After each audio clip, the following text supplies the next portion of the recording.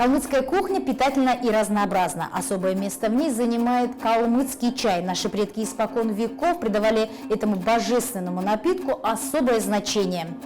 Первая пиала калмыцкого чая всегда преподносилась богам, затем гостям. Сегодня я вам приготовлю 4 вида калмыцкого чая. Традиционный калмыцкий чай. Нам понадобится для этого масло, лавровый лист, калмыцкий чай плиточный, мускатный орех, соль, молоко и вода. Вода у нас, кстати, уже закипает. Мы добавим в кипящую воду заварку. Для того, чтобы у нас чай был очень вкусный, наваристый, конечно, мы не пожалеем заварки. Добьемся интенсивного кипения, для того, чтобы у нас заварка вместе с водой хорошо прокипела. Я думаю, что достаточно у нас вода закипела. Нужно будет добавить соль. Кто-то любит чай калмыцкий соленый, кто-то любит умеренно соленый. Я думаю, что каждая хозяйка варит калмыцкий чай по-своему. И давайте добавим уже в нашу кипящую воду вместе с заваркой молоко.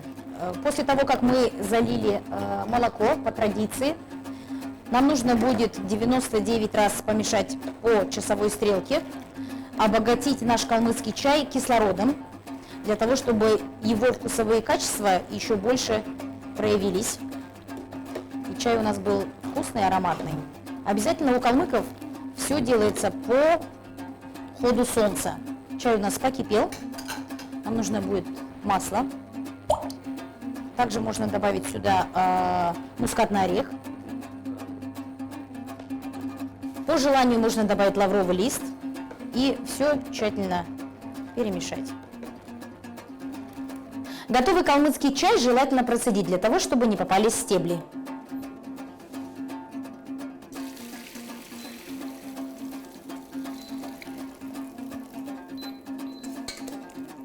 И по традиции первую пиалу чая мы должны поставить богам. Ну вот, друзья, калмыцкий традиционный чай. А сейчас я продемонстрирую еще один вид чая, но уже с бараньим внутренним жиром. В нынешнее время молодежь уже не готовит такой чай, его готовят бабушки и дедушки в селах, а смысл его в том, что когда пастух выходит пасти скот, бараний внутренний жир согревает весь организм на целый день. Для того, чтобы его приготовить, нам нужно будет внутренний бараний жир нарезать на кубики. Вообще у калмыков после того, как они зарежут барана, все части барана, начиная от головы, рожек и ножек, идут в дело. Бараний жир также использовался для приготовления калмыцкого чая, на нем еще жарили борцики, делали поджарку. Вот это количество, я думаю, что нам будет достаточно.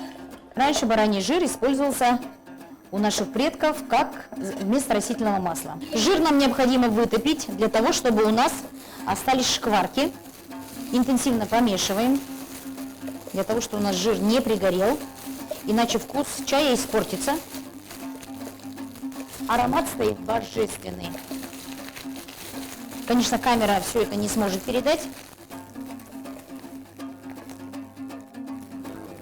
Жир мы должны растопить до такого состояния, чтобы он был золотисто-коричневого цвета. Еще немного, и мы добьемся такого цвета, чтобы шкварки наши приобрели нежно-золотисто-коричневый цвет. Мы можем увидеть, как выделяется очень много, растапливается жир.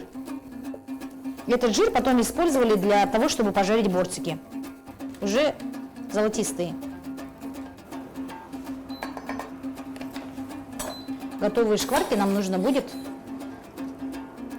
положить в отдельную пиалу.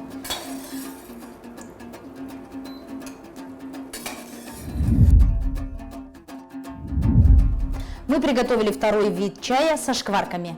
Наливаем чай в пиалу, добавляем шкварки.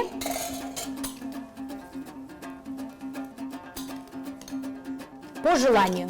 Кто-то любит пожирнее, посытнее.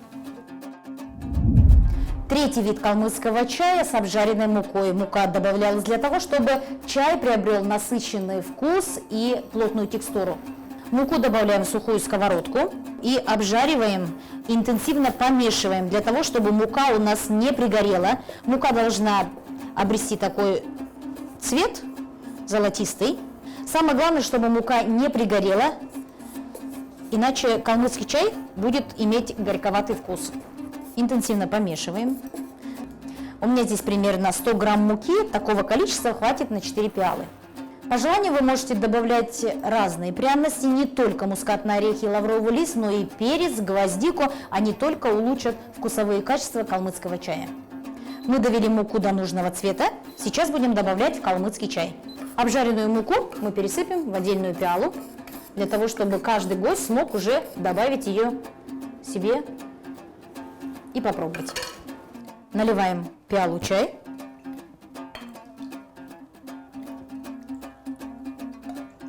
И добавляем примерно столовую ложку муки.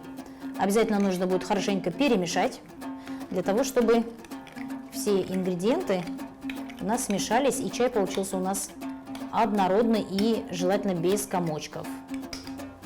И четвертый вид калмыцкого чая на основе бараньего бульона. Он самый насыщенный, самый питательный и самый жирный. Основой этого чая служит бараний бульон. Варим ребрышки примерно час. Для того, чтобы бульон получился прозрачным, обязательно нужно снять пенку. Если посолить бульон до закипания, то мясо будет жестким. Варим бульон примерно час. Выкладываем мясо на тарелку. Каждая хозяйка по желанию может к мясу добавить картофель или тесто. В готовый бульон мы добавляем все те же ингредиенты, что и для традиционного чая. Это молоко, чай, лавровый лист, масло и можно мускатный орех.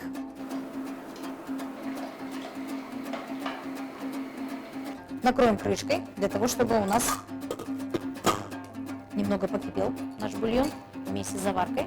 Бульон закипел. Добавим молоко.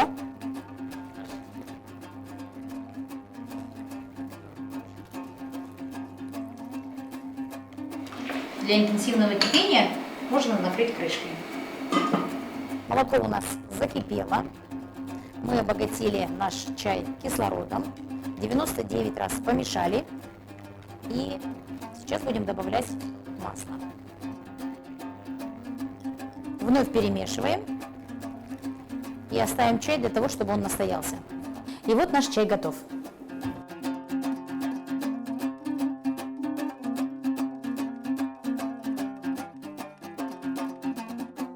Получился ароматный божественный чай на бараньем бульоне.